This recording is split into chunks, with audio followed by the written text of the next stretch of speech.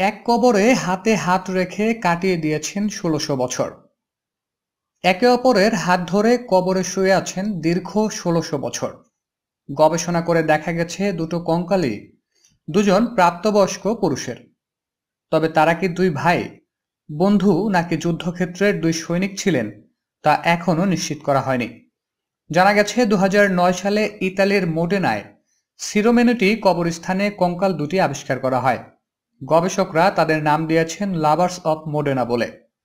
কঙ্কাল দুটি উদ্ধারের পর মন্ত্রমুগ্ধের মতো তাকিয়েছিলেন স্থানীয় জনগণ।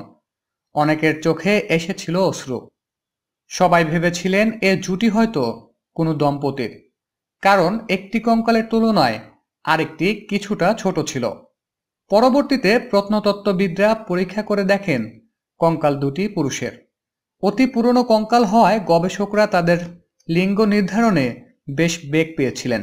গবেষকরা বলেন, যদিও মোডেনা প্রেমিকদের মধ্যকার প্রকৃত সম্পর্কের বিষয়ে আমাদের কাছে কোনো তথ্য নেই, তবে প্রাপ্তবয়স্ক দুই পুরুষকে কেন একসঙ্গে সমাধি দেওয়া হলো বা কেনই বা তারা একে অন্যের হাত ধরে রেখেছেন তা সত্যিই কৌতূহলের বিষয়।